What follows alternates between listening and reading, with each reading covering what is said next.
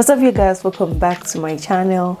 I'm so excited to have you back. So in today's video, I'm going to be starting a new series that I'm calling the book club series. So in today's video, I'm going to be giving you guys a summary of the book by Jordan Peterson called The 12 Rules for Life. Maybe just to give you guys a quick background of who Jordan Peterson is. For those who don't know him, he is a clinical psychologist and also a professor at the University of Toronto. And I first came across him across one of his very controversial interviews which he had some time back about this book, and then that's when I was like, I really definitely want to check out that book. If you want to check out Jordan Peterson, you're free to do so.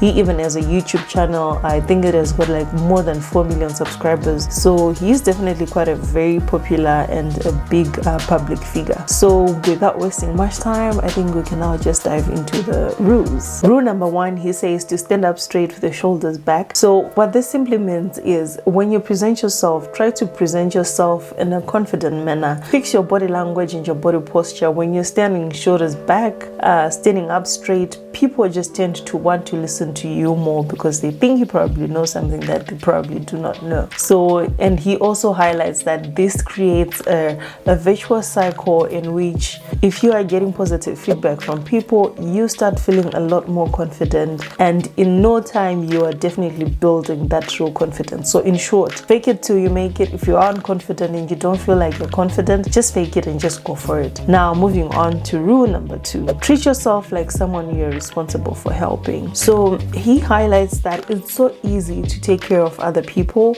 and forget to take care of yourself. Let's say, for instance, if you are a mother, it's so easy for you to say, I want to take care of my kids. You're making sure that you take care of everyone.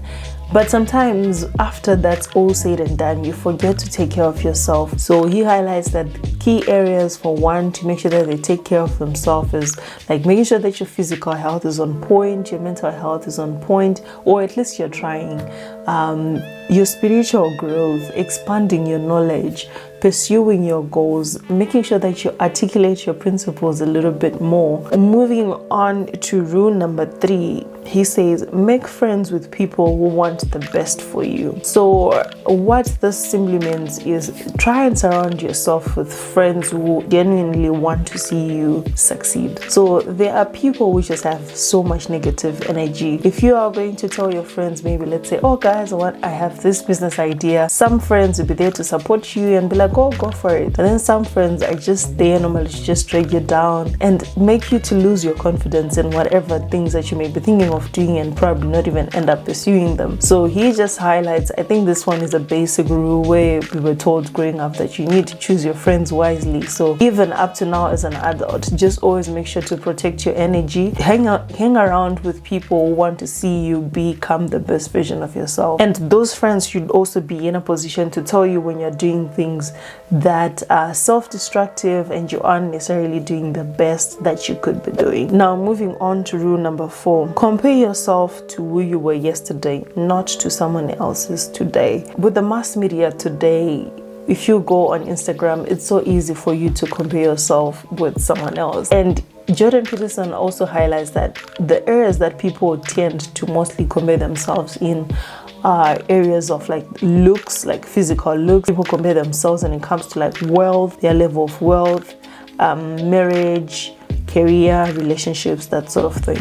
But he encourages someone to have like a self-introspection, to say, so to speak, to say, drill down within yourself, to ask yourself, what is it that you really want? And whatever you've identified is something that you want, you also now need to further ask yourself, why is it important for you to be able to do that thing?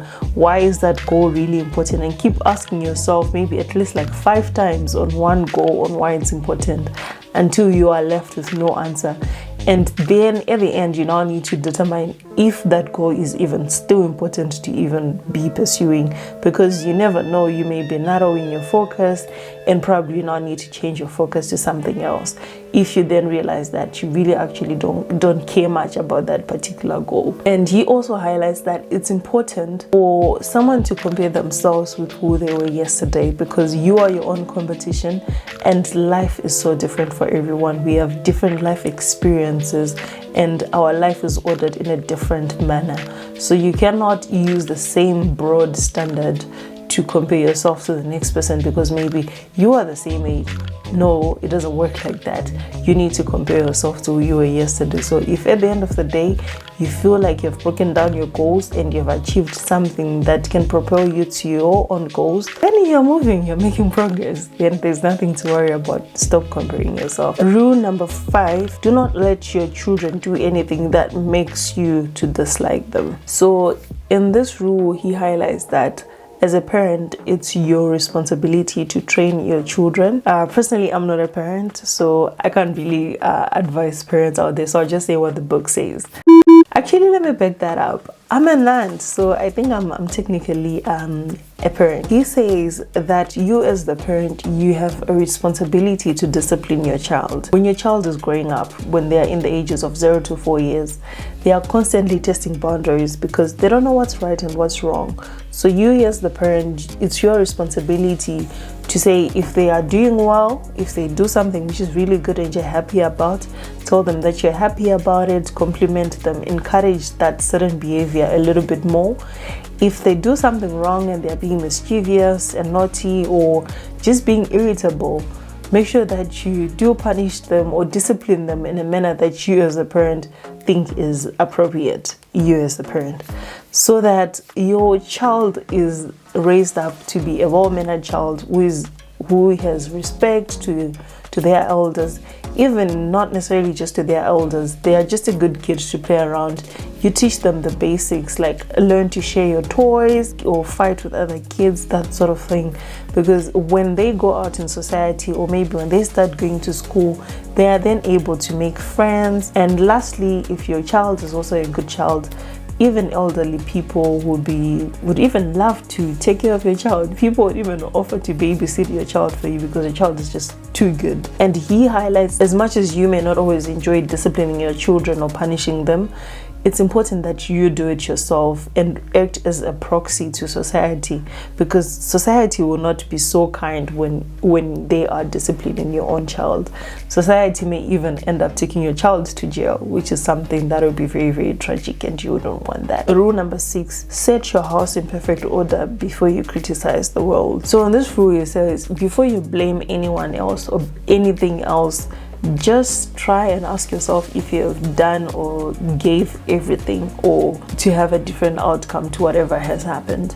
Because sometimes it's so easy for us to blame the government, blame other people, blame our parents, and when we ourselves haven't fully explored all of the opportunities that are available to us. Moving on to rule number 7, and try to be in a point where you have that delayed gratification. Work on doing all of those hard things today so that you can reap future rewards in the future. So don't be too afraid to work really hard now. Maybe it could be at your career or at your business, because eventually it will pay off. Rule number 8, tell the truth, or at least don't lie. In this rule, he was mostly talking about lying in 2 instances, where he was saying you may lie to yourself or you may lie to other people. You must develop your own personal truth on what you feel like is valuable and what your principles are. You don't always necessarily need to make sure that your personal truth is rigid. You can constantly evolve as you get new information and new knowledge. Just be authentic and try to be as honest as you possibly can. And he also talks about lying to others, the effects of lying to others, to say sometimes lying to others, one lie may destroy your reputation that you may have potentially built over like 10 years. Rule number 9, assume that the person you're listening to may know something you don't. He encourages that people should be very, very good listeners. You need to be a good listener in general, because you never know, someone may open up about something you probably didn't know. And listening to other people when they talk, it can also help them to process their own thoughts and helping that person to be able to reach a much more better decision. Rule number 10, be precise in your speech. So in this rule, he says you need to specify what your problem is. Whenever you feel like you are not in a so great situation, always try and ask yourself and understand why you're in that situation,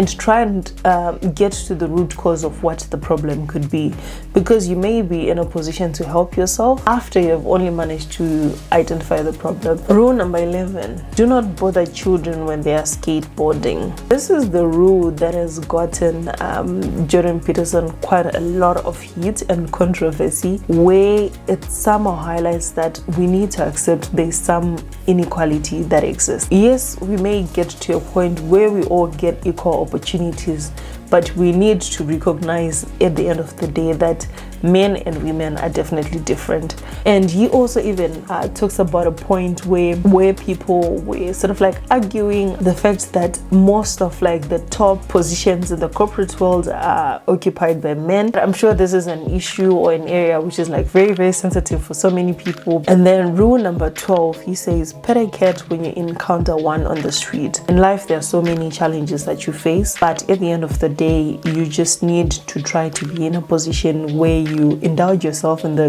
good bits of life. Practice gratitude. That marks the end of all of the rules. That's it for me, guys. If you did find any value in this, do feel free to subscribe, and I'll see you in my next book review.